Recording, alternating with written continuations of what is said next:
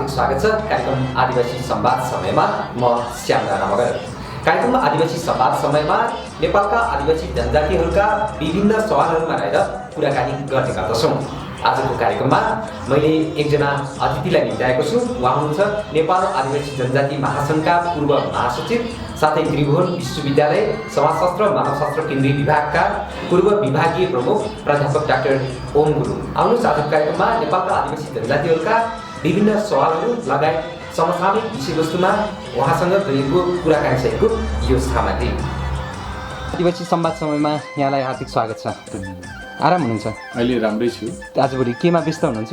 अब हिजो पनि अहिले पनि र भोलि पनि मलाई के लाग्छ भने म यी आदिवासी जनजातिहरूकै अधिकारकै आन्दोलनमा आदिवासी जनजातिहरूकै विभिन्न विषयहरूमा खोज अनुसन्धानहरू गर्ने काममा र विशेष गरी अहिले मेरो त्रिभुवन विश्वविद्यालयबाट त्यसबाट अवकाश पनि प्राप्त भएँ। उमेरको हदले म अहिले रिटायर पनि भएँ र यो तपाईँको रिटायर भएको समयलाई सदुपयोग गर्दै अहिले तपाईँको अध्ययन अनुसन्धान गर्ने आदिवासी जनजातिहरूको बारेमा विभिन्न लेख रचनाहरू लेख्ने प्रकाशन गर्ने त्यही काममा मैले देशमा नयाँ संविधान बनेको छ र अहिले निर्वाचनको पनि सरगम बढिराखेको छ। यो अवस्थामा आदिवासी जनजातिहरू लगायत मधेसी लगायतका विभिन्न समुदायहरूले आन्दोलन पनि गरिराखेको अवस्था छ।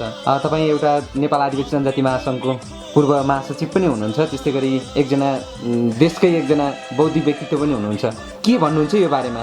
अब अहिले देशमा स्थानीय तहको निर्वाचनको निकै तपाईँको ढङ्ग तपाईँको खिचिराखेका छन् सरकारले, राजनीतिक दलहरूले, मेजर राजनीतिक दलहरूले र देश नै अहिले निर्वाचनमय भइसकेका छ भन्ने खालको भ्रमहरू सिर्जना गरिरहेका छन्। वास्तवमा आदिवासी जनजातिको अधिकारको दृष्टिकोणले, आदिवासी जनजातिहरूको एउटा हेर्ने दृष्टिकोणले अहिले जुन स्थानीय तहको निर्वाचन भइरहेको छ यो हाम्रो लागि त्यति उपयुक्त छैन। किनभनेदेखि पहिलो कुरो त नयाँ संविधान जारी भयो 2072। त्यो नयाँ संविधानले देशमा तपाईँको सबै खालको एउटा सङ्कट मोचन गर्छ। किनभनेदेखि सबैको हक अधिकारहरू देशमा सुनिश्चित हुन्छन्, उनीहरूको पहिचानहरू स्थापित हुन्छन्, समावेशी हुन्छ, समानुपातिक हुन्छ, त्यो सहभागीमूलक हुन्छ र त्यसलाई सबैले साझा दस्तावेजको रूपमा लिन्छन् भन्ने हामीले अपेक्षा गरेका थियौँ। र त्यसले देशमा भइरहेको अहिलेको तपाईँको सामाजिक द्वन्द्व, राजनीतिक द्वन्द्वलाई निम्त्यान्न पार्छ,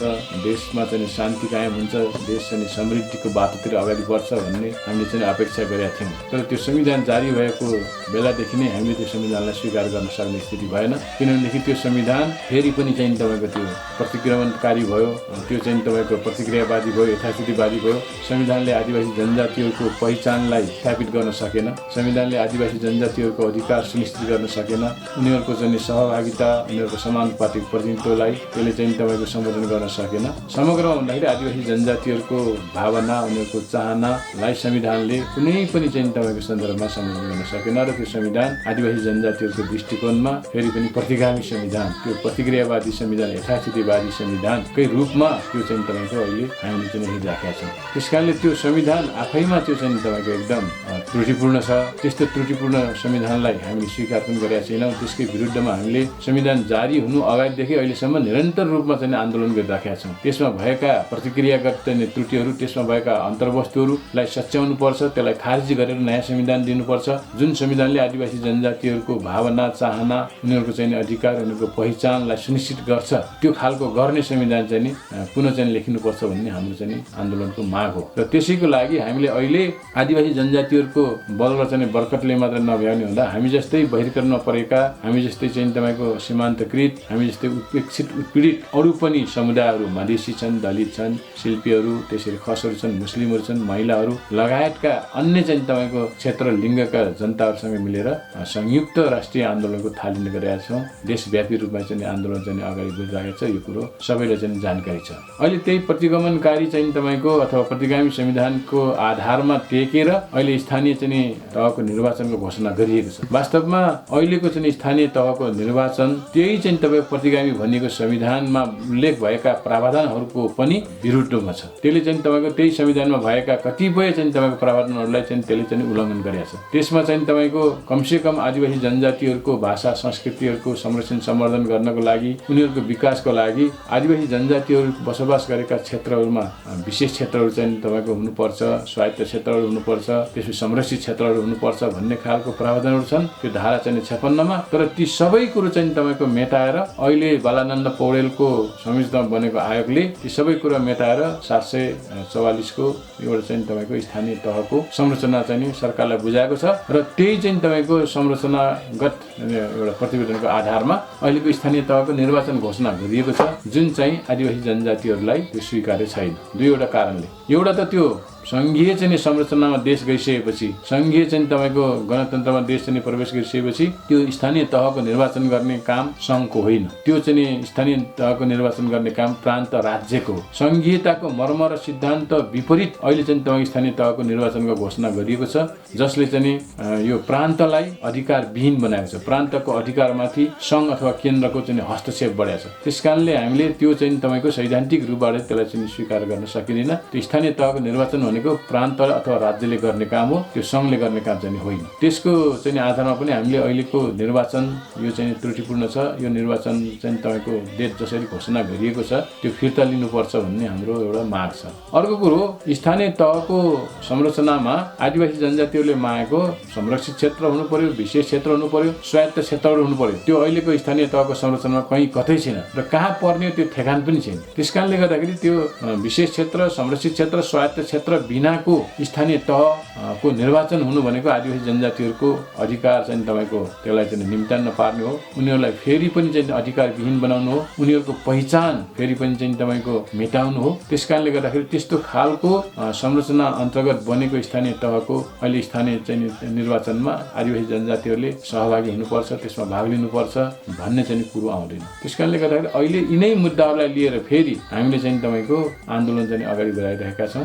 सरकारलाई हामीले चाहिँ माग गरिरहेका छौँ, यो चाहिँ तपाईँको स्थानीय तहको निर्वाचन सङ्घले होइन, केन्द्रले होइन, यो प्रान्तले राज्यले गर्नुपर्छ भन्ने हाम्रो माग छ। त्यसरी चाहिँ तपाईँको अहिले चाहिँ तपाईँको जुन स्थानीय तहको संरचनाको जुन प्रतिवेदन आएको छ त्यो प्रतिवेदन खारेज हुनुपर्छ, किनभनेदेखि त्यो प्रतिवेदनले आदिवासी जनजातिहरूले मागेको त्यो जुन विशेष क्षेत्र, स्वायत्त क्षेत्र, संरक्षित क्षेत्रहरू त्यहाँ छैनन्। ती बिनाका चाहिँ तपाईँको संरचनाहरू अधुरो हुन्छन्, अपुरो हुन्छन्, त्यसलाई पुरा गर्नुपर्छ भन्ने खालको मागहरू छन्। यी चाहिँ आदि मागहरूलाई लिएर अहिले आदिवासी जनजातिहरूले स्थानीय तहको निर्वाचनलाई खासै चाहिँ तपाईँको महत्त्वको साथ चाहिँ हेरेका छैनन् र यस्तो स्थितिमा यही चाहिँ तपाईँको अवस्थामा स्थानीय तहको निर्वाचन भयो भनेदेखि आदिवासी जनजातिहरूले त्यसमा भाग लिने कुरो पनि आउँदैन। एकातिर भाग नलिने कुरा छ, तर अर्कोतिर अब राज्यले लगायत प्रमुख दलहरूले घोषणा गरेर अगाडि बढिराखेको अवस्थामा यदि चुनाव भइसक्यो, निर्वाचन भइसकेपछि त फेरि आदिवासी जनजातिहरू पनि त्यसमा समावेश नहुने, फेरि चुनाव भएर अगाडि बढेको अवस्थामा के हुन्छ फेरि त्यति बेला? अब त्यति बेला के हुन्छ भन्ने कुरो त त्यति बेलाकै परिस्थितिले सिचुएसन पनि बताउँछ, कस्तो खालको चाहिँ तपाईँको आन्दोलनका स्वरूपहरू चाहिँ बदल्ने कि त्यसका रणनीति के हुने भन्ने कुरो। तर निर्वाचन चाहिँ तपाईँलाई पहिलो कुरो चाहिँ हुनु हुँदैन, त्यो हामीले सरकारलाई बारम्बार आग्रह गरिरहेछौँ। यस्तो किसिमको चाहिँ निर्वाचन अहिलेकै अवस्थामा त्यो कसैलाई पनि चाहिँ तपाईँको मान्य नहुने खालको निर्वाचन त्यो हुनु हुँदैन भन्ने हामीले सरकारलाई बार बार भनिरहेछौँ, घचघचाइरहेछौँ। तर सरकारले जबरजस्ती निर्वाचन गराएर अहिले चाहिँ तपाईँको संविधान लागू गर्ने, कार्यान्वयन गएको चाहिँ देखाउने, लोकतन्त्र चाहिँ तपाईँको स्थापित भएको देखाउने, त्यस्तो खालको चाहिँ तपाईँको भ्रमहरू चाहिँ दिइराखेका छन्। तर त्यसैलाई चाहिँ भ्रमलाई चाहिँ तपाईँको एउटा चाहिँ भनौँ न अझै चाहिँ प्रचार प्रसार गरेर सबैलाई चाहिँ तपाईँको एकदम अल्मल्याएका छन्। मिडियाले ती कुराहरूलाई चाहिँ समातेर चाहिँ तपाईँको आदिवासी जनजाति र अरू चाहिँ तपाईँको सामान्य जनताहरूलाई चाहिँ भ्रम र चाहिँ भुलभुलैया पारेका छन्। त्यसरी चाहिँ तपाईँको जबरजस्ती निर्वाचन भयो भनेदेखि त्यसमा आदिवासी जनजातिहरूले भाग लिने कुरो आउँदैन। त्यो चाहिँ तपाईँको फेरि पनि त्यसका विरुद्धमा आन्दोलनहरू हुन्छन् र चाहिँ तपाईँको निर्वाचन होला। हिजो चाहिँ तपाईँको राजा ज्ञानेन्द्रले पनि गरेका थियो निर्वाचन त, तर त्यो टिकाउ भएन, त्यसलाई कसैले स्वीकारेनन्। अहिलेको निर्वाचन पनि त्यस्तै हुनसक्छ। सरकारसँग, राज्यसँग सबै खालको स्रोत छ, शक्ति छ, उनीहरूसँग चाहिँ सबै खालको हटखण्डाहरू चाहिँ अप्नाउन सक्ने चाहिँ क्षमताहरू छन्। त्यसको आधारमा स्थानीय तहको निर्वाचनहरू गर्लान्। तर त्यो गरेर हामी आदिवासी जनजाति लगायतका यहाँका चाहिँ तपाईँको उत्पीडित उपेक्षित वर्ग, समुदाय, क्षेत्र, लिङ्गको अधिकार सुनिश्चित पनि हुँदैन, उनीहरूलाई मान्यता पनि हुँदैन र त्यसका विरुद्धमा फेरि चाहिँ तपाईँको आन्दोलन गर्नुपर्ने हुन्छ। त्यसले चाहिँ तपाईँको देशमा असहज राजनैतिक परिस्थितिहरूको सिर्जना हुनसक्छ। त्यसको जिम्मा चाहिँ तपाईँको सरकारले, राज्यले, राजनैतिक दलहरू जसले चाहिँ तपाईँको अहिले शासन सत्ता सम्हालिरहेका छन् उनीहरूले लिनुपर्छ र देश फेरि अशान्त अथवा चाहिँ तपाईँको द्वन्द्वको अवस्थातिर ढाकिलिने सम्भावनाहरू चाहिँ बढेर जान्छ। नेपालको नेपालको आदिवासी जनजातिहरूको समग्र अवस्था कस्तो पाउनु भएको छ यहाँले? अब आदिवासी जनजातिहरूको अवस्था हिजो पनि दयनीय नै थियो। विशेष गरी चाहिँ तपाईँको उनीहरूको गरिबी उनीहरूमा अझै पनि छँदैछ, व्याप्त छ। देशमा चाहिँ तपाईँको गरिबीको दर घट्या छ। अब अहिले चाहिँ तपाईँको 30% गरिबी मात्रै छन्, 40बाट घटेर 31मा झरेको छ। त्यस कारणले चाहिँ नेपाल चाहिँ समृद्ध भयो, आर्थिक हिसाबले चाहिँ सम्पन्न भइसकेको छ भन्ने चाहिँ खालको एउटा चाहिँ भनेको हावा चाहिँ नि तपाईँको चलाइएको छ, हावा चलाइएको छ।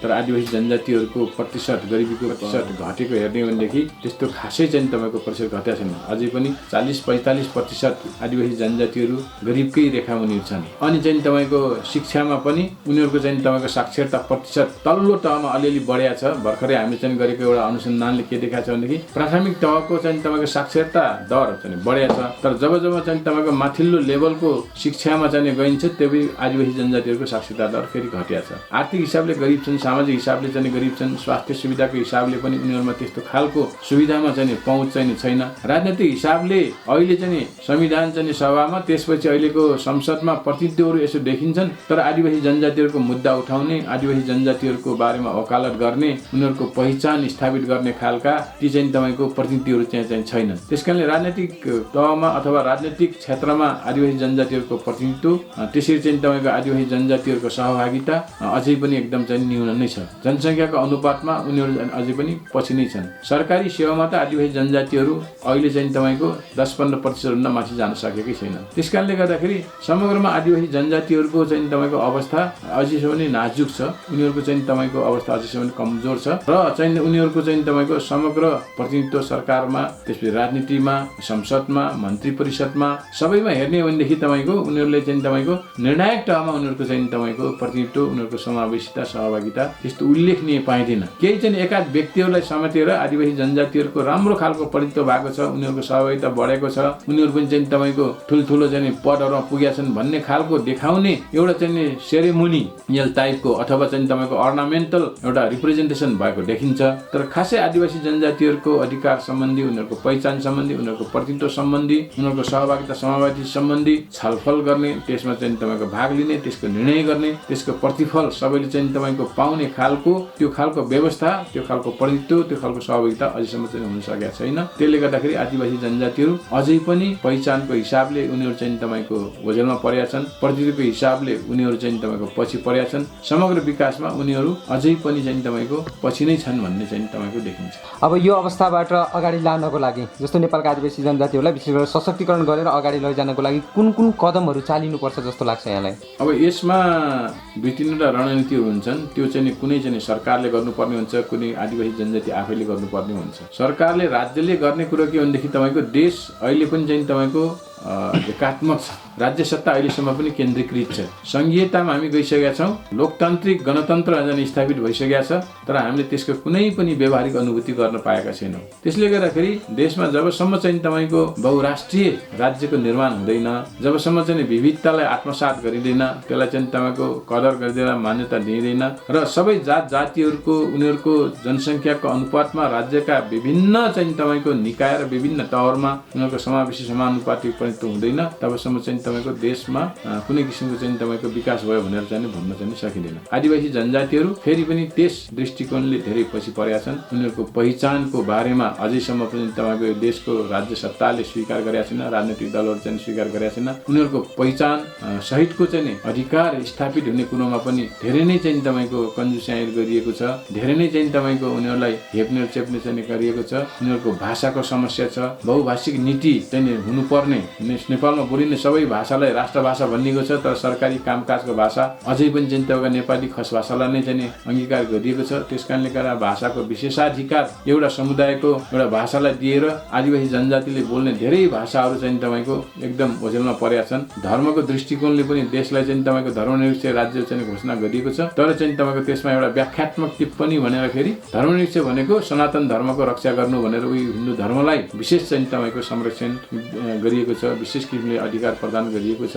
त्यसै चाहिँ जातीय चाहिँ तपाईँको विभेद अझै पनि कायम छ, भाषिक विभेद कायम छ, धार्मिक विभेद कायम छ, क्षेत्रीय लैङ्गिक विभेद कायम छ, जातीय चाहिँ अझै तपाईँको वर्गीय हिसाबले चाहिँ अझै चाहिँ तपाईँको विभेदहरू छन्। त्यसकारणले यी विभेदलाई अहिले पनि निरन्तर रूपमा कायम गरिएको हुनाले त्यसको चाहिँ तपाईँको खालको विभेदहरू हटाउने काम राज्यले गर्नु पर्यो। त्यो खालको कानुनहरू बनाउनु पर्यो, त्यो खालको चाहिँ कार्यक्रमहरू बनाउनु पर्यो, लक्षित कार्यक्रमहरू लक्षित समुदायको लागि बनाएर चाहिँ त्यो लागू गरिनुपर्छ। त्यसैले आदिवासी जनजाति आफै पनि अलिकति सचेत हुने, सङ्गठित हुने, अलिकति चाहिँ तपाईँको एउटा अधिकारको लागि चाहिँ जुझारु हुने, आन्दोलित हुने चाहिँ काम चाहिँ भएको छैन। आदिवासी जनजातिहरूको नेताहरू छन्, ती नेताहरूले पनि आफ्नै स्वार्थ, आफ्नो दलको स्वार्थमा उनीहरू चाहिँ बढी चाहिँ तपाईँको त्यसमा लागिराखेका चाहिँ देखिन्छ। त्यसकारण समग्र आदिवासी जनजातिहरूको अधिकार, उनीहरूको चाहिँ विकास, उनीहरूको पहिचान, उनीहरूको चाहिँ समानुपातिक समावेशी प्रतित्वको लागि राज्य सत्ता एकदम बढी उदार हुनु पर्यो। राज्य सत्ता चाहिँ बढी चाहिँ तपाईँको लचिलो हुनु पर्यो। राज्य सत्ताले चाहिँ तपाईँको त्यो खालका सबै चाहिँ तपाईँको प्रावधानहरू, कानुनी प्रावधान, संवैधानिक प्रावधानहरू गराउनु पर्यो। नाम मात्रका कानुनी प्रावधानहरू गरेर नाम मात्रले चाहिँ तपाईँको उनीहरूलाई चाहिँ अधिकार दिएर त्यो व्यवहारमा कुनै किसिमको लागू नहुने खालका प्रावधानहरू बनाउनु भएन भने आदिवासी जनजातिहरू आफै सचेत हुने, सङ्गठित हुने, आफैले चाहिँ तपाईँको त्यसको बारेमा बढी चाहिँ तपाईँको चासो देखाउने, बढी चाहिँ तपाईँको सरोकार देखाउने र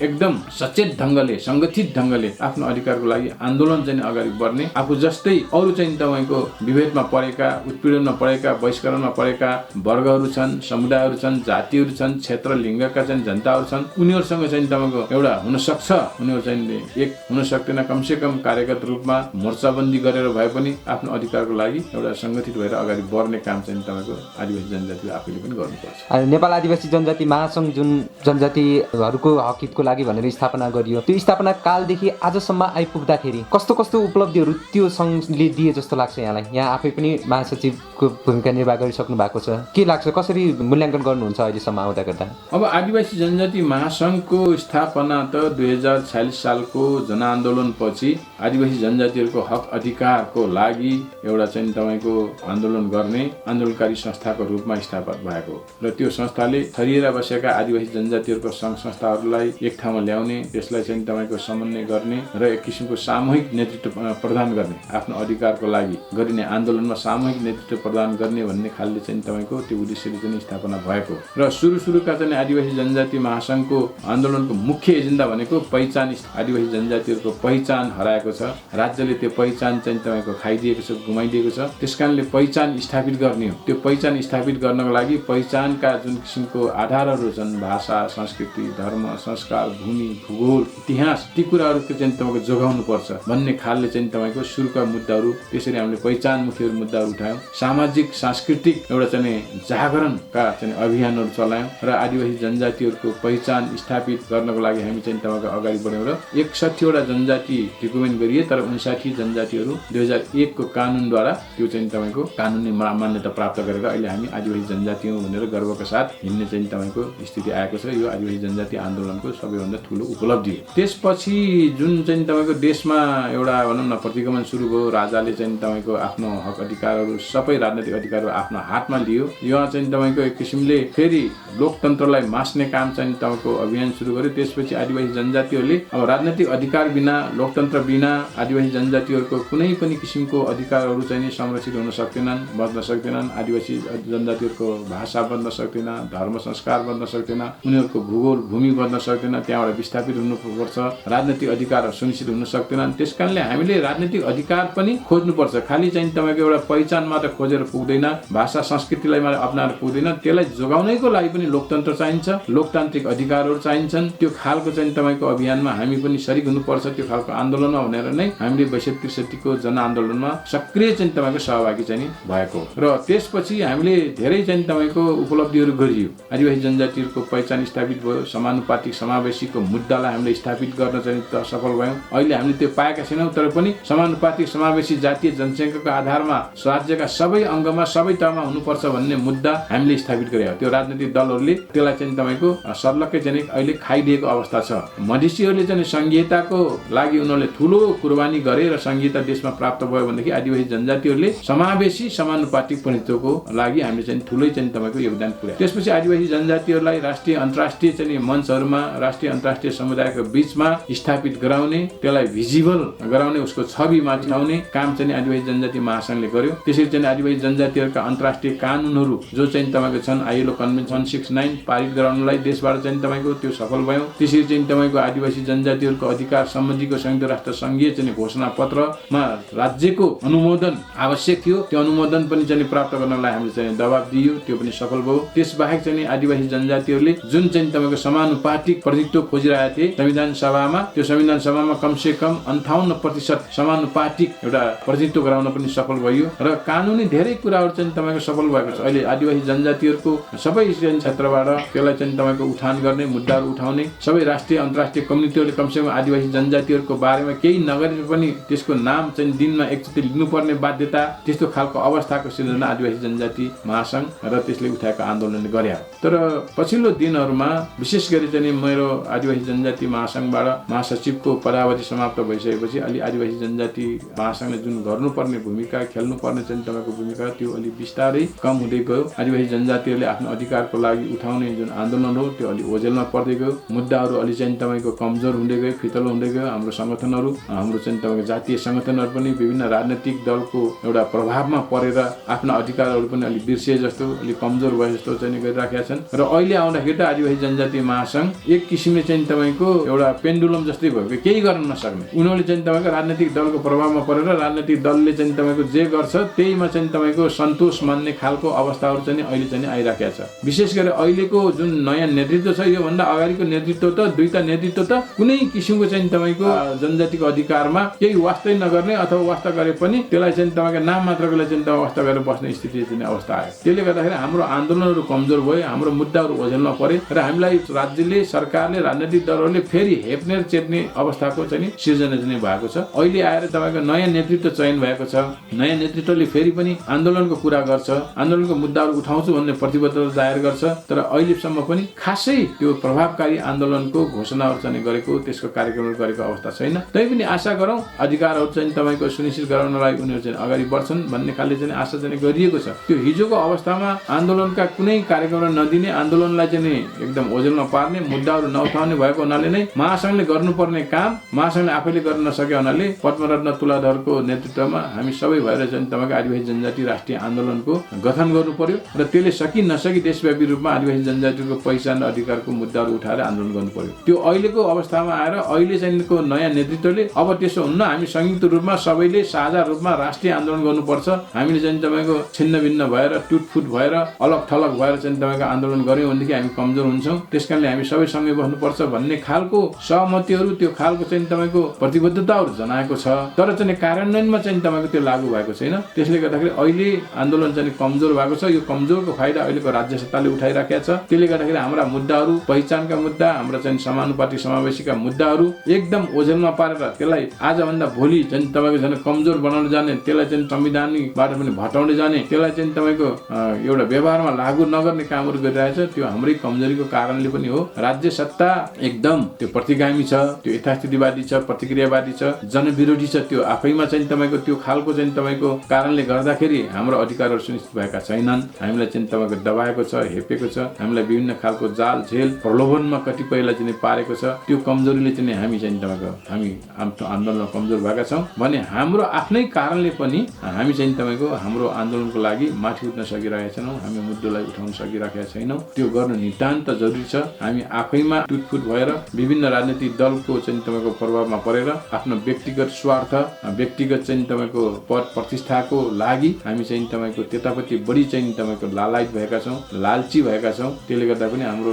सामुदायिक र हाम्रो समूहगत अथवा त्यो खालको सामूहिक जुन किसिमको चाहिँ समस्याहरू छन्, मुद्दाहरू छन्, तीहरू ओझेलमा परेका छन्। त्यसबाट हामीले चाहिँ तपाईँको अलिकति धेरैलाई चाहिँ निराशा पनि पैदा भएको छ। तर निराशै हुनुपर्ने अवस्था त होइन। तै पनि चाहिँ तपाईँको त्यो कमजोरी कारणले गर्दाखेरि हामीले चाहिँ तपाईँको आफ्नो जुन अधिकारलाई सुनिश्चित गर्न सकिराखेका छैनौँ। त्यसको लागि हामी फेरि पनि सचेत र सङ्गठित भएर एक ठाउँमा आएर हामी चाहिँ आन्दोलन गर्नुको अर्को विकल्प चाहिँ छैन। नेपालको आदिवासी जनजातिहरूको आन्दोलनहरू विभिन्न समयमा टुटफुट हुने, विभाजन हुने आफैमा, जस्तो त्यति बेला पनि नेपाल आदिवासी जनजातिको आन्दोलन एकातिर हुन्थ्यो एउटै सडकमा, पद्मरत्न तुलाधरले नेतृत्व गरेको आन्दोलन अर्को ठाउँमा हुन्थ्यो। त्यो देख्दै गर्दाखेरि जसले सुन्नुपर्ने हो उनीहरूले झन् आदिवासी जनजातिहरू फुटेको छ है, कमजोर भएको छ भन्ने खालको त्यो अनुभूति भएको कारणले हाम्रो आदिवासी जनजातिका मुद्दाहरू स्थापित भएन, धेरैले मूल्याङ्कन गर्ने गरेको छ। त्यस्ता कमी कमजोरीहरूलाई सुधारेर अब अगाडि बढ्नको लागि के गरिनुपर्छ? अघि नै भने कि राज्य सत्ता हाम्रो विपक्षमा छ, विभेदकारी छ र चाहिँ तपाईँ राज्य सत्ताले हामीलाई चाहिँ तपाईँको विभिन्न हटखण्डा चाहिँ अप्नाएर हाम्रो चाहिँ दबाब चाहिँ तपाईँको गरिरहेछ, हामीलाई दबाइरहेछ। त्यो कमी कमजोरी त्यहाँनिर छँदैछ। राज्य सत्ता कहिले पनि एउटा चाहिँ तपाईँको आदिवासी जनजातिहरूको मैत्री चाहिँ हुन सकेन, उनीहरूको चाहिँ तपाईँको लागि राज्य सत्ता कहिले पनि चाहिँ उदार हुन सकेन, त्यो आफ्नो ठाउँमा छँदैछ। त्यसबाहेक हाम्रा आफ्नै कमी कमजोरी मैले अघि पनि भने कि हामीले चाहिँ तपाईँको जुन किसिमको एउटा उद्देश्य राखेर आदिवासी जनजाति महासङ्घको एउटा चाहिँ गठन गरेका छौँ, त्यो महासङ्घ आफै चाहिँ तपाईँको राजनैतिक चाहिँ प्रभावमा परेर महासङ्घका नेतृत्वहरू विभिन्न चाहिँ तपाईँको पद प्रतिष्ठा विभिन्न खालका चाहिँ व्यक्तिगत स्वार्थहरूमा एकदम चाहिँ तपाईँको त्यसमा लोभिएर आदिवासी जनजातिको आन्दोलनलाई कमजोर बनाउने काम गर्यो। त्यस चाहिँ तपाईँको कमी कमजोरी त्यहाँ छँदैछन्। त्यसबाहेक हामी आफै सङ्गठित हुन सकेनौँ। हामीमा अलिक आदिवासी जनजातिहरूमा एउटा चाहिँ तपाईँको अर्को कमी कमजोरी के हो भनेदेखि तपाईँको कसैले कसैलाई चाहिँ नतेर्ने, कसैले कसैको नेतृत्वलाई नस्वीकार गर्ने, सही चाहिँ तपाईँको मूल्याङ्कन नगर्ने, आफ्नो हैसियत के छ, आफ्नो खुबी के छ, आफ्नो क्षमता चाहिँ के छ, त्यो अनुसारको भूमिका चाहिँ निभाउनु पर्छ भन्ने होइन कि अरूले चाहिँ जे गरे आफू पनि त्यही हुनुपर्ने। एउटा सामान्य चाहिँ जातीय सङ्गठनको अध्यक्ष चाहिँ कसैलाई बनाइदियो भनेदेखि उसले आफ्नो चाहिँ हैसियत अरूको भन्दा चाहिँ तपाईँको फरक देख्ने, धेरै माथिको चाहिँ आफूलाई ठान्ने र कसैले कसैको सुझावहरू नलिने, कसैले कसैको सहयोग चाहिँ लिनुपर्छ भन्ने नगर्ने, समन्वय नगर्ने, होइन समझदारी नगर्ने, त्यो खालको कमी कमजोरी छन्। तपाईँको हामीमा एक किसिमको इगो छ कि अहमताको चाहिँ तपाईँको इगो छ, म भएपछि अरूलाई किन मान्ने, अरूलाई चाहिँ किन पुज्ने भन्ने खालको इगो छ। आफ्नो चाहिँ क्षमता के हो त्यो बारेमा हामीले चाहिँ तपाईँको सही मूल्याङ्कन गर्दैनौँ। हामीमा चाहिँ अनरियलिस्टिक होप भन्छ है, त्यो चाहिँ तपाईँको हुनै नसक्ने अस्वाभाविक चाहिँ हामीले चाहिँ तपाईँको आशाहरू राख्छौँ, बढी चाहिँ तपाईँको महत्त्वाकांक्षा ओभर एम्बिसन चाहिँ तपाईँको राख्छौँ, एकदम बढी महत्त्वाकांक्षा राख्ने, हुनै नसक्ने चाहिँ तपाईँको महत्त्वाकांक्षा, हुनै नसक्ने आशाहरू राख्ने। त्यसले गर्दाखेरि चाहिँ तपाईँको चाहिँ कसैसँग कसैलाई चाहिँ तपाईँको नगर्ने त्यो खालको एउटा पद्धति, त्यो खालको चाहिँ तपाईँको एउटा ट्रेन्ड, त्यो खालको चरित्रको, त्यो खालको संस्कृतिको हामीमा विकास भएको हुनाले हामी आफैले चाहिँ तपाईँको त्यो कमी कमजोरीहरूको कारणले गर्दाखेरि आन्दोलनलाई सङ्गठित रूपमा चाहिँ अगाडि बढाउन सकेनौँ। त्यसबाहेक हामी चाहिँ तपाईँको अलि स्वार्थी पनि भयौँ। हामीलाई कोही पद दिने, हामीले चाहिँ तपाईँको कसैले चाहिँ तपाईँको संविधान सभाको के अरे सभासद बनाइदिइहाल्छु, संसदको बनाइदिइहाल्छु, राजदूत बनाइदिइहाल्छु, अथवा कुनै चाहिँ तपाईँको संस्थाको जिएम बनाइदिइहाल्छु, राजनैतिक दलमा चाहिँ कुनै एउटा चाहिँ तपाईँको पद दिन्छु भन्यो भने हामी आफ्नो समुदायको सबै हक हित चाहिँ तपाईँको बिर्सेर छोडेर पनि हामी त्यतिपट्टि लाग्ने, त्यो खालको चाहिँ तपाईँको व्यक्तिगत स्वार्थ, राजनीतिक दलको चाकरी गर्ने, त्यसको चाहिँ तपाईँको एउटा भनौँ न ताबेदारी गर्ने, त्यसकै गुलामी गर्ने, दलाली गर्ने खालको प्रवृत्ति पनि हामीमा चाहिँ विकास हुँदै गइरहेको छ। त्यसले गर्दा पनि हामीलाई चाहिँ कमजोर बनायो। त्यसले गर्दाखेरि आदिवासी जनजाति महासङ्घका पछिल्ला चाहिँ तपाईँको समयका जुन नेतृत्ववर्गहरू हुन् त्यस्तो चाहिँ खालका प्रवृत्ति बोक्ने, त्यो खालको संस्कृतिको विकास गर्ने, त्यो खालको चाहिँ एउटा भनौँ न प्रलोभनमा लाग्ने हुनाले आदिवासी जनजाति आन्दोलनले गर्नुपर्ने के अरे महासङ्घले गर्नुपर्ने आन्दोलनहरू सधक्कै छोडेर त्यसलाई सबैलाई चाहिँ तपाईँको एक ठाउँमा चाहिँ किनारा लगाएर अथवा राजनैतिक दलहरूलाई चाहिँ तपाईँको जिम्मा दिएर आफूहरू चाहिँ तपाईँको आफ्नो व्यक्तिगत स्वार्थमा अगाडि बढे। हिजो अस्तिको चाहिँ तपाईँको दिनको घटनाहरू तिनै हुन्। पद्मरत्न तुलाधरको नेतृत्वमा जुन हामीले एउटा चाहिँ आदिवासी जनजाति राष्ट्रिय आन्दोलन नेपालको गठन गर्नु पर्यो, त्यो हाम्रो बाध्यता थियो, हाम्रो चाहना थियो। हामी चाहन्छौँ आदिवासी जनजातिले नै आदिवासी जनजातिहरूको अधिकारमुखी आन्दोलनको नेतृत्व गर्नुपर्छ, समन्वय गर्नुपर्छ, त्यसलाई चाहिँ तपाईँको सामूहिकता चाहिँ प्रदान गर्नुपर्छ भन्ने हाम्रो आशा थियो। किनभनेदेखि आदिवासी जनजातिहरूको अधिकारहरू पुरा भएका छैनन्। संविधान आयो, संविधानले झनै हामीलाई विभेद गर्यो, भाषिक विभेद, धार्मिक विभेद, जातीय विभेद, क्षेत्रीय विवाद, लैङ्गिक वर्गीय विवाद यथावत कायम राख्यो। त्यसकारणले यो खालको नयाँ संविधान हाम्रो लागि चाहिँ तपाईँको त्यो स्वीकार्य हुन सकेन र त्यसको विरुद्धमा हामीले चाहिँ तपाईँको विरोध गर्नु पर्यो, आन्दोलन गर्नु पर्यो। तर आदिवासी जनजातिका महासङ्घका चाहिँ सदस्यहरू जो चाहिँ तपाईँको विभिन्न दलबाट, नेपाली काङ्ग्रेसबाट, एमालेबाट संसदमा चाहिँ पुगे, संविधान सभामा पुगे, उनीहरूले यतापट्टि चटक्कै बिर्से। त्यसकारणले गर्दाखेरि हामीले गरेको आन्दोलनमा त्यसलाई सहयोग गर्ने, त्यसलाई चाहिँ समन्वय गर्ने भन्दा पनि अर्को चाहिँ आन्दोलन गरेर यिनीहरू एक छैन, यो फुटेका छन्, यिनीहरूमा चाहिँ कुनै किसिमको शक्ति छैन, दम छैन भन्ने खालको एउटा भनौँ न अरूलाई चाहिँ त्यो खालको एउटा चाहिँ कमी कमजोरी देखाउने चाहिँ कामहरू, त्यस्ता खालका हरकतहरू समेत भए। कतिपय ठाउँमा त हामीले गरेको आन्दोलन गर्न दिनुहुन्न भनेर स्थानीय चाहिँ तपाईँको सरकारलाई त्यो खालको निर्देशन समेत दिने कामहरू चाहिँ आदिवासी जनजातिको नेतृत्वबाट पनि भयो। त्यसले गर्दाखेरि त्यस्ता खालका कमी कमजोरीहरू चाहिँ हामीमा भएको हुनाले हामी आफ्नै चाहिँ तपाईँको कमजोरी कारणले पनि हामी माथि उठ्न सकेनौँ, हाम्रो चाहिँ आन्दोलन माथि उठाउन सकेनौँ, निष्कर्षमा पुर्याउन सकेनौँ, हामीले चाहिँ तपाईँको आफ्नो मुद्दाहरूलाई चाहिँ तपाईँको एउटा स्थापित गर्न चाहिँ सक्यौँ, तर चाहिँ तपाईँ त्यसलाई निष्कर्षमा पुर्याउन चाहिँ सकेनौँ। त्यस कारणले गर्दा त्यस्ता खालका कमी कमजोरी त्यहाँ छन् र अब पनि त्यही खालको कमी कमजोरी रहने भनेदेखि हामीले चाहिँ तपाईँको आन्दोलन गरेर हामीले आफ्नो अधिकार चाहिँ तपाईँको प्राप्त गर्न सक्दैनौँ। त्यस कारणले यी हिजोका कमी कमजोरीहरूलाई हामीले चाहिँ राम्रोसँग मूल्याङ्कन गरेर त्यसबाट चाहिँ तपाईँको पाठ सिकेर देखेर र हिजो भएका सफलताहरूबाट हामीले एक किसिमको प्रेरणा लिएर अब चाहिँ हामीले नयाँ चाहिँ ढङ्गबाट सबैलाई समेटेर सबैलाई समन्वय गरेर सामूहिक चाहिँ नेतृत्व प्रदान गरेर अनि सामूहिक रूपमा चाहिँ हामीले सशक्त रूपमा संयुक्त रूपमा एउटा राष्ट्रिय आन्दोलनको सुरुवात गर्न सक्यौं भने चाहिँ हामीले आफ्नो अधिकार स्थापित गर्न सक्छौं। होइन हामी आफ्नो व्यक्तिको व्यक्ति स्वार्थमा लाग्ने आफ्नै खालको चाहिँ तपाईको जिद्दी गर्ने ढिलेढिपी गर्ने भनेदेखि हामीले हाम्रो आन्दोलनलाई माथि उठाउन पनि सक्दैनौँ, हाम्रो अधिकार प्राप्त गर्न पनि सक्दैनौँ। त्यसबाहेक हामी आदिवासी जनजातिका कतिपय चाहिँ मुद्दाहरूको बारेमा हाम्रो आदिवासी जनजातिहरू त्यति सुसूचित पनि छैनन्, त्यति चाहिँ जानकार पनि छैनन्। त्यो चाहिँ संहिता भने के हो, पहिचान के हो, त्यो हुँदा के हुन्छ, नहुँदा के हुन्छ, नयाँ संविधान आयो त्यसमा हाम्रो अधिकारहरू कति समेटिए, कति चाहिँ त्यसमा छैनन्, संविधानको चाहिँ प्रावधानले दिएका अधिकारहरू हामीले कसरी चाहिँ उपयोग गर्न सक्छौँ, हाम्रा अधिकारहरू कहाँ कहाँ हनन भएका छन्, कसले हनन गरेछन्, के कारणले भएको छ भन्ने सुसूचित छैनन्। त्यसले गर्दाखेरि हामीले चाहिँ सबै जनतालाई आन्दोलन उतार्न सकेको अवस्था पनि छैन। त्यसकारणले जब चाहिँ सबै चाहिँ आफ्नो अधिकारको बारेमा सुसूचित हुन्छन्, उनीहरू चाहिँ तपाईँको त्यसलाई बुझ्छन् आफैले, अनि बल्ल चाहिँ तपाईँको आन्दोलन गर्न उनीहरू चाहिँ आन्दोलित हुन्छन्। आन्दोलनको लागि उनीहरू चाहिँ तपाईँको निर्भीक भएर अगाडि बढ्न सक्छन्, सङ्गठित हुन्छन्। ती कुराहरू पनि हामीमा कमी कमजोरीहरू छन्। त्यसले गर्दाखेरि हामीले त अबको आन्दोलन भनेको त आफ्नो अधिकारको बारेमा, संहिताको बारेमा, आत्मनिर्भरको बारेमा, पहिचानको बारेमा, समानुपातिक समावेशिताको बारेमा, होइन, त्यसपछि तपाईँको अरू चाहिँ तपाईँको अधिकारहरू, संवैधानिक अधिकारहरू, आयोगहरूको गठन भएका छन्, ती चाहिँ आयोगहरूको बारेमा, सबैको बारेमा उनीहरूलाई सुसूचित गराउने खालको एउटा जागरण अभियान पनि चलाउनु पर्छ। त्यसका साथसाथै हामीले चाहिँ आफ्नो आन्दोलनहरूलाई स्थापित गराउने क्रममा जनस्तरसम्म पुगेर उनीहरूलाई त्यसको बारेमा बुझाएर अनि हामीले चाहिँ तपाईँको आन्दोलन चाहिँ राष्ट्रव्यापी रूपमा गाउँ गाउँबाट चाहिँ गर्न सक्यौँ भनेदेखि हाम्रो अधिकारहरू चाहिँ प्राप्त हुन्छन्, हाम्रो पहिचानहरू स्थापित हुन्छन् र चाहिँ यो देशमा हाम्रो चाहिँ तपाईँको एउटा अस्तित्व, हाम्रो चाहिँ तपाईँको सहभागिता, हाम्रो चाहिँ तपाईँको एउटा जुन किसिमको छवि छ त्यसलाई चाहिँ कायम गर्न सकिन्छ। त्यसको लागि हामी सबै चाहिँ तपाईँको एक हुनु चाहिँ जरुरी। सो यति बेला स्थानीय तहको निर्वाचनको मिति घोषणा भइसकेर तयारी गरिराखेको अवस्था छ। यो अवस्थामा नेपाल आदिवासी जनजाति महासंघ, त्यस्तै गरी विभिन्न आदिवासी जनजाति हितका लागि भनेर खोलेका सङ्घ संस्थाहरूको तत्कालीन भूमिका र दीर्घकालीन भूमिकाहरू के हुनुपर्छ जस्तो लाग्छ यहाँलाई? अहिलेको तत्कालीन चाहिँ भूमिका भनेको अहिले स्थानीय तहको निर्वाचन जसरी घोषणा गरिएको छ र चाहिँ जनतालाई धेरै चाहिँ तपाईँको भ्रम पारिएको छ। 18 वर्षमा एकचोटि चाहिँ चुनाव हुँदैछ, यसलाई चाहिँ सबैले स्वीकार गर्नुपर्छ।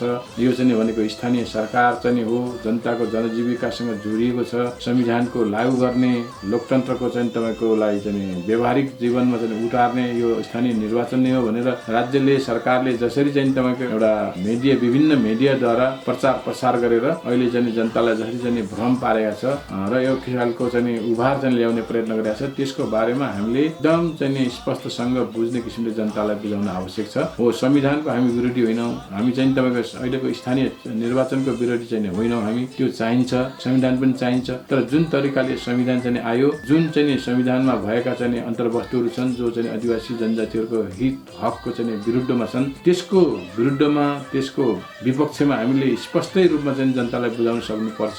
स्थानीय तहको निर्वाचन अहिलेको जुन अवस्थामा भइरहेछ, जुन किसिमले हुँदै गइरहेको छ, जुन चाहिँ अवस्थामा स्थितिमा चाहिँ हुँदैछ, त्यसको बारेमा पनि हामीले चाहिँ तपाईँको यो स्थानीय तहको निर्वाचनले हामीलाई चाहिँ तपाईँको हाम्रो अधिकार सुनिश्चित गर्ने, हाम्रो पहिचान स्थापित गर्ने भन्दा पनि हाम्रो पहिचानलाई चाहिँ यसले चाहिँ भनौँ न मेटाउने र हाम्रो अधिकारहरू हनन गर्ने खालका छन्। किनभनेदेखि अहिले चाहिँ न सिमाना मिलेको छ, स्थानीय तहको प्रदेशहरूको सिमाना मिलेका छैनन्, त्यहाँ चाहिँ तपाईँको सिमाना मिलाउन बाँकी नै छ। हिजोकै पञ्चायत कालको सिमानाहरूलाई त्यो जिल्ला गाविस जोडेर त्यसलाई कहीँ कटपन्न गरेर राजनीतिक दलहरूले आफ्नो आफ्नो चुनावी क्षेत्रहरूलाई मात्रै चाहिँ तपाईँको संरक्षण गरेर जहाँ आफूले जितिन्छ त्यसलाई कतै केही नगरेर जसरी चाहिँ तपाईँको स्थानीय चाहिँ निकायहरूको संरचना बनाएको छ त्यो गलत छ। हाम्रो पहिचान कहीँ चाहिँ छैन। अहिले गाविस, गाउँपालिका, नगरपालिकाको नाम हेर्नुहोस्, कुनै किसिमको चाहिँ पहिचान झल्कने खालको छैन। कहीँ कतै पूर्वतिर एउटा दुईटा चाहिँ तपाईँको नामहरू उनीहरूको चाहिँ तपाईँको एउटा स्थानीय भनौँ न जनताको अथवा उनीहरूको आदिवासी जनजातिहरूको पहिचान झल्किने खालको छ। अन्यथा सबै चाहिँ तपाईँको कहाँका चाहिँ तपाईँको हिन्दू देव देवीहरूको चाहिँ नामहरू चाहिँ तपाईँको लिएर चाहिँ तपाईँको त्यो खालको नामाकरण गरिएको छ।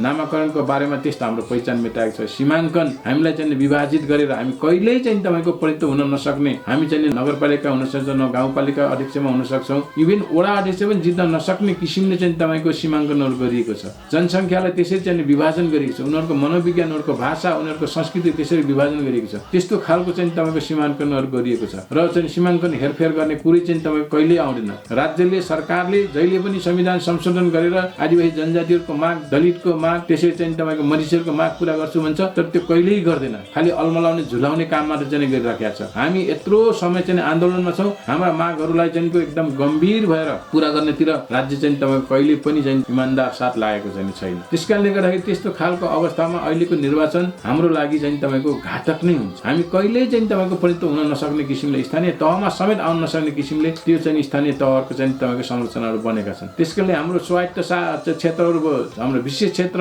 संरक्षित क्षेत्रहरू चाहिँ कतै कहीँ चाहिँ तपाईँको छैनन्। गाउँपालिकाहरू बनिसके, त्यसका वडाहरू बन्छ, नगरपालिकाहरू बनिसके। अब त्यो स्वायत्त क्षेत्रहरू कहाँ बनाउने, त्यसपछि अहिलेको चाहिँ तपाईँको विशेष क्षेत्र कहाँ हुने, त्यो चाहिँ तपाईँको संरक्षित क्षेत्र कहाँ हुने, कुनै चाहिँ तपाईँको त्यो चाहिँ निश्चित त छैन। अहिले त यतिसम्म कि म मेरो गाउँपालिका अन्तर्गत कहाँ पर्छु, म कुन वडामा पर्छु, हामी चाहिँ तपाईँको कहाँ चाहिँ तपाईँको पर्दा राम्रो हुन्छ के हुन्छ भन्ने समेत पनि हामीलाई चाहिँ तपाईँको म आफैलाई पनि थाहा छैन। यस्तो स्थितिमा सबै अन्योलता छ, सबै चाहिँ तपाईँको अनिश्चितता छ। त्यस्तो अवस्थामा अहिलेको स्थानीय तहको निर्वाचन गरेर के गर्ने, अरू चाहिँ तपाईँको आफू बाहेक अरूलाई चाहिँ कसरी हुन्छ त्यहाँ चाहिँ तपाईँको एकदम निषेधै गर्ने, राजनीतिमा प्रवेश गर्ने नदिने, राजनीति परिणत हुनै नदिने खालका हटकण्डाहरू सरकारले चाहिँ तपाईँको अप्नाइरहेको छ। अहिले विभिन्न राजनीतिक दलहरूले पनि 65 राजनीतिक दलहरूले अहिले चाहिँ तपाईँको आन्दोलन गरिरहेका छन्, किनभने उनीहरूलाई सामान्य एउटा लोकतन्त्रमा हुने एउटा अधिकार समेत चाहिँ उनीहरूले दिँदैन। निर्वाचन चाहिँ तपाईँको चिन्ह समेत नदिएर उनीहरूलाई चाहिँ त्यसबाट विस्थापित गर्ने, विमुख बनाउने काम, निषेध गर्ने चाहिँ काम गरिरहेछ। त्यसकारणले यस्तो अवस्थामा चारैतिर आन्दोलन छ, कोही पनि सन्तुष्ट छैनन्।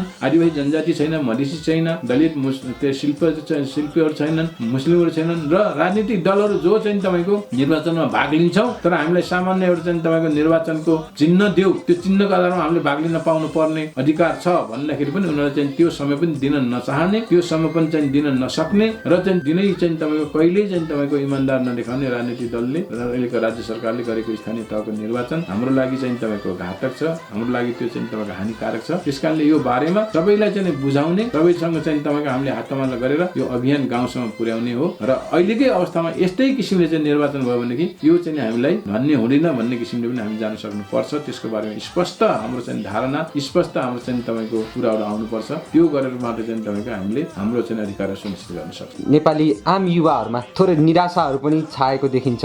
दैनिक रूपमा हजारौं युवाहरू विदेशीको पनि अवस्था छ, विशेष गरेर अझै आदिवासी जनजाति युवाहरू त्यो मध्येमा धेरै पर्छन्। भनेपछि यो अवस्थामा युवाहरूको लागि यहाँले सम्भावना, अवसरहरू के देख्नु भएको छ र त्यस्तो युवाहरूलाई के भन्न चाहनुहुन्छ जो चाहिँ अलिकति निराश अवस्थामा रहेका छन्? होइन, अहिलेको अवस्था भनेको ज्यादै चाहिँ तपाईँको चुनौतीपूर्ण अवस्था छ। अहिले चाहिँ देशमा कुनै पनि चाहिँ तपाईँको वर्ग समुदायको लागि, जाति क्षेत्र लिङ्गको लागि अहिलेको चाहिँ अवस्था एकदम चाहिँ तपाईँको त्यसको पक्षमा छँदै छैन। एक किसिमले चाहिँ तपाईँको शासकहरूले मन परितन्त्र चलाएका छन् यहाँका चाहिँ अभिजात वर्गले, यहाँका चाहिँ कथित उच्च चाहिँ हिन्दू जातका चाहिँ तपाईँको शासकहरूले। त्यसले गर्दाखेरि देशमा चाहिँ न रोजगारको चाहिँ अवस्था छ, न चाहिँ तपाईँको शिक्षाको चाहिँ अवस्था राम्रो छ, न चाहिँ तपाईँको यहाँ चाहिँ कल कारखानाहरू छन्, न यहाँ चाहिँ तपाईँको आर्थिक विकास भएको छ, यहाँ चाहिँ तपाईँको राजनैतिक चाहिँ स्थिरता छ, सबै कुरो अस्तव्यस्त छ। भ्रष्टाचार बढेको छ, महँगी बढेको छ, शोषणहरू चाहिँ तपाईँको दिन प्रतिदिन बढिरहेको छ, शान्ति सुरक्षाको चाहिँ स्थिति छैन, विकासका पूर्वाधारहरू चाहिँ तपाईँको कहीँ कतै केही छैनन्, भएका पनि सबै चाहिँ तपाईँको बेचेर त्यसलाई निजीकरण गरेर चाहिँ खाइरहेछन्। राष्ट्रियताको, राष्ट्रिय स्वाभिमानताको प्रश्नहरू चाहिँ उठिरहेछन्। देशमा चाहिँ दिन दहाडै चाहिँ तपाईँको भारतीय हस्तक्षेप बढिरहेको छ। दिन दहाडै नेपाली जनताले आफ्नो चाहिँ भूमिको सुरक्षाको लागि मर्नुपर्ने अवस्थाहरू भइरहेका छन्। राज्यले त्यसप्रति कुनै किसिमको चासो देखाउँदैन, बरु त्यसको विरुद्धमा आन्दोलन गर्ने आन्दोलनकारीहरूलाई गोली ठोकेर चाहिँ तपाईँको मार्ने चाहिँ काम गरिरहेछन्। यस्तो अवस्थामा युवाहरू चाहिँ तपाईँको धेरै चाहिँ पलायन भएर विदेश पुगेका छन्।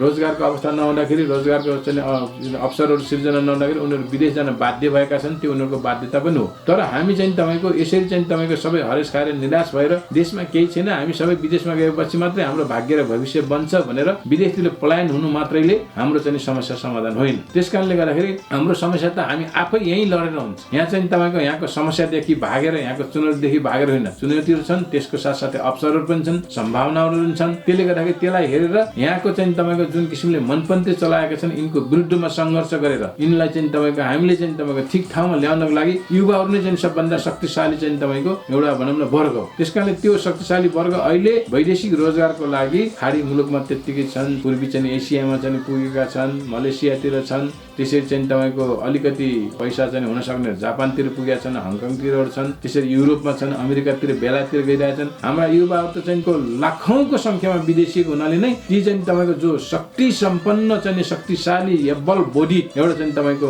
योग्य जो लड्न सक्ने, बेर्न सक्ने जुझारु युवाहरू बाहिर हुनाले यहाँ मनपरी तन्त्रले चाहिँ तपाईँको यहाँका शासकहरूले आफ्नो चाहिँ तपाईँको मनपरी शासनहरू चलाइरहेको छन्। त्यसकारणले म त युवाहरूलाई के आह्वान गर्न चाहन्छु भनेदेखि दुःख छ हो, यहाँ चाहिँ कठिन छ, कष्टकर छ जीवन, तै पनि चाहिँ तपाईँको आफ्नो लागि, आफ्नो सन्ततिको लागि, आफ्नो देशको लागि, आफ्नो राष्ट्रको लागि, राष्ट्रियता, राष्ट्रिय स्वाभिमानताको लागि, जनजीविकाको लागि हामी लड्नुपर्छ। हामीले चाहिँ तपाईँको एक हुनुपर्छ, सचेत हुनु पर्यो। सबै चाहिँ तपाईँको पलायन मात्र भएर हुँदैन।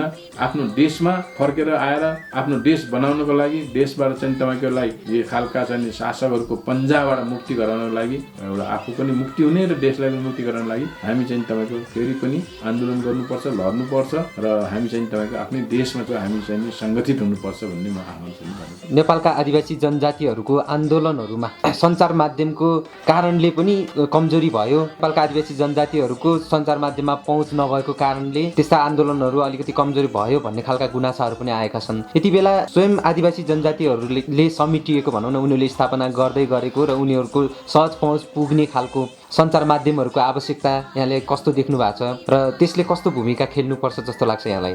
अब कुनै पनि कुरोलाई त्यसलाई हाइलाइटमा लिनको लागि, त्यसलाई चाहिँ एउटा देशव्यापी रूपमा राष्ट्रिय अन्तर्राष्ट्रिय क्षेत्रसम्म चाहिँ तपाईँको पुर्याउनको लागि सञ्चारको ठुलो चाहिँ तपाईँको भूमिका हुन्छ। तर हाम्रो देशको मूलधारका सञ्चारहरू आदिवासी जनजातिहरूको हितमा छँदैछन्, उनीहरूको पक्षमा छँदैछन्। उनीहरूको चाहिँ मुद्दा, उनीहरूको चाहिँ आन्दोलनको बारेमा उनीहरू चाहिँ केही बोल्न पनि बोल्दैनन्, लेख्न पनि लेख्दैनन्। मैले अध्ययन आजभन्दा चाहिँ तपाईँको 5-7 वर्ष अगाडि गरेको थिएँ। यो खालको मूलधारको सञ्चारमा हाम्रो आदिवासी जनजातिहरूको 10% पनि पहुँच छैन। त्यहाँ चाहिँ तपाईँको समाचार कलेक्सन गर्ने, त्यहाँ चाहिँ तपाईँको अलिकति चाहिँ तपाईँको खबरहरू चाहिँ यताउताबाट ल्याइदिने खालको काम गर्नेमा आदिवासी जनजातिका युवा युवतीहरू पनि छन्। तर त्यसलाई एडिट गर्ने, सम्पादन गर्ने, त्यसलाई चाहिँ तपाईँको मुख्य न्युजको रूपमा चाहिँ तपाईँको प्रिन्ट मिडिया होस् अथवा चाहिँ तपाईँको इलेक्ट्रोनिक मिडिया होस् त्यसमा राख्ने खालको भूमिका उनीहरूको छैन। हाम्रो चाहिँ तपाईँको त सञ्चार माध्यमले त एकदम ब्ल्याकआउट नै गरेको छ। हामीले कति आन्दोलन गर्छौँ, हामीले आन्दोलन गरिराखेका छौँ नि, तर कस्तो किसिमले चाहिँ तपाईँको त्यो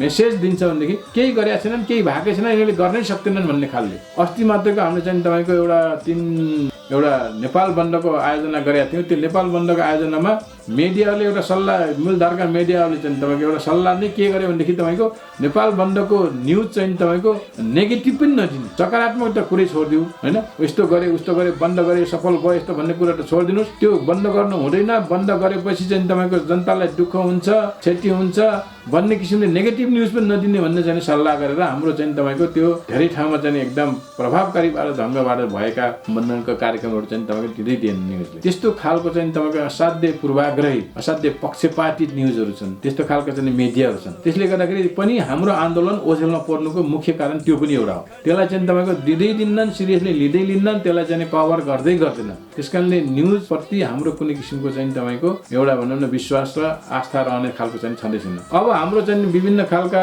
समुदायहरूले, हाम्रो जनजातिहरूले पनि यो खालको चाहिँ तपाईँको आफ्नो न्युज मिडियाहरू खोलेका छन् होइन, पत्र पत्रिकाहरू चलाएका छन्, म्यागजिनहरू चलाएका छन्। तर तिनलाई चाहिँ बाँच्न सर्भाइभ गर्नै चाहिँ तपाईँको गाह्रो छ, किनभने बजारमा तिनीहरू बिक्दैनन्। त्यो खालको चाहिँ तपाईँको एउटा भनौँ न एउटा त्यसले देशव्यापी रूपमा त्यो खालको बजार लिन सकेको छैन, त्यो खालको चाहिँ पब्लिसिटी भएको छैन र त्यो चाहिँ आफैमा चाहिँ बाँच्न ठाउँ छ। अब हाम्रा न्युजहरू उसले छापोस् भने बिचरा हाम्रै मान्छेहरू सचेत छैनन्, त्यही मान्छेहरूले त्यसलाई चाहिँ लिँदैनन्, किन्दैनन्। अनि त्यस पछाडि तपाईँको त्यो नलिएपछि त्यो बाँच्न पनि गाह्रो हुन्छ। त्यो बजारमा बिकाउन लागि पनि उनले हाम्रो मुद्दाभन्दा अरू नै चाहिँ तपाईँको मुद्दाहरूलाई कभर गरेर दिनुपर्ने बाध्यताहरू छन्। उनीहरू चाहन्छन् हाम्रो आफ्नो जनजातिका मुद्दाहरू चाहिँ एउटा चाहिँ स्थापित होस्, त्यसलाई चाहिँ तपाईँको सबै जनताका सामु पुर्याउन उनीहरू चाहन्छन्। तर अब चाहिँ बाध्यता छ, आर्थिक बाध्यता छ, त्यो न्युज चाहिँ बिकाउनु पर्यो, बजार चाहिँ तपाईँको लिनु पर्यो, बजारमा त्यस्ता खालका बिक्दैनन्। त्यसले गर्दाखेरि आफ्नो मिडियालाई बचाउनको लागि पनि उनीहरूले चाहिँ जे गर्दाखेरि उनीहरू चाहिँ तपाईँको बाँच्न सक्छन् त्यही गर्नुपर्ने बाध्यताहरू छन्। त्यसले गर्दाखेरि न्युज अथवा मिडियाको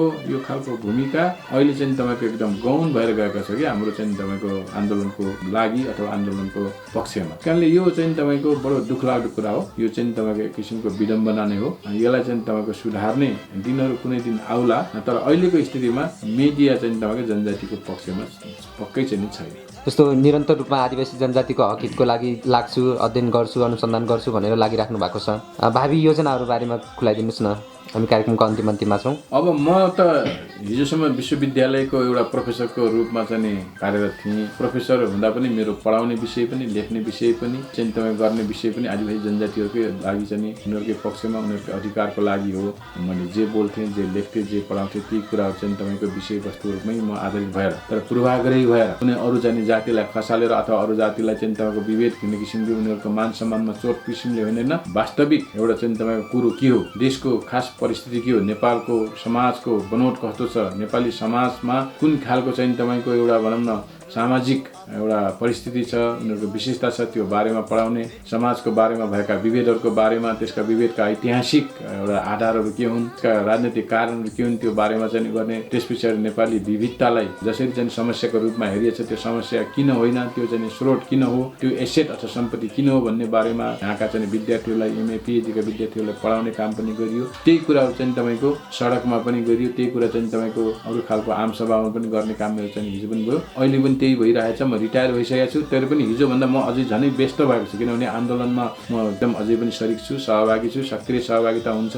विभिन्न ठाउँमा चाहिँ कार्यक्रममा, जनजाति सम्बन्धी कार्यक्रममा, उपेक्षित उत्पीडित वर्ग समुदायको हुने कार्यक्रममा म त्यहाँ उपस्थित छु। तर पछिल्लो दिनमा आएर मेरो स्वास्थ्य अलिक कमजोर भएको कारणले गर्दाखेरि म चाहिँ अहिले किडनी ट्रान्सप्लान्ट गरेँ। त्यस पछाडि मलाई चाहिँ तपाईँको थाइको साँपराको चाहिँ तपाईँको एउटा ट्युमर, क्यान्सर ट्युमरको अपरेसन गर्नु पर्यो। त्यसले गर्दाखेरि अहिले अलिकति चाहिँ स्वास्थ्य कमजोर छ। तैपनि मलाई के लाग्छ भनेदेखि अहिले भनेको मेरो यो चाहिँ नाफाको जीवन हो। यो नाफाको जीवन मैले करोडौँ चाहिँ तपाईँको पैसा सकेर अहिले चाहिँ तपाईँको अहिले बचाइराखेको छु, र त्यो बचाउनको लागि मेरा सबै चाहिँ तपाईँको सहृदय, मेरा बेस्ट वेल विसरहरू, सबै चाहिँ साथीभाइहरू, परिवारजन, सबैले चाहिँ तपाईँको देश विदेशका साथीहरूले जुन सहयोग गर्नुभयो, जुन किसिमको योगदान पुर्याउनु भयो, त्यसको लागि म आभारी छु। र म चाहिँ तपाईँको त्यत्रो करोडौँ पैसा खर्च गरेर घरमा बस्ने, आराम गर्ने, खालि चाहिँ तपाईँको जीवनको आयु लम्ब्याउने काममा मात्र होइन, म जति बाँच्छु त्यति फेरि पनि आदिवासी जनजातिहरूको हक अधिकारको लागि, गरिब किसान मजदुरहरूकै हक अधिकारको लागि, त्यसपछि उपेक्षित उत्पीडित वर्ग समुदायहरूकै लिङ्ग क्षेत्रकै हक अधिकारको लागि समर्पित छु। म त्यसैमा चाहिँ तपाईँको लागिरहेको छु र बाँकी जीवन पनि त्यसैमा बिताउने मेरो चाहिँ तपाईँको त्यो प्रण छ, प्रतिबद्धता छ। मैले ठाउँ ठाउँमा सार्वजनिक रूपमा पनि अभिव्यक्त गरेको छु, सार्वजनिकमा मैले प्रतिबद्धता जनाएको छु, र म जे सक्छु म त्यतिसम्म चाहिँ म चाहिँ तपाईँको आदिवासी जनजातिहरूको लागि गर्छु भन्ने मेरो चाहिँ तपाईँको प्रण छ।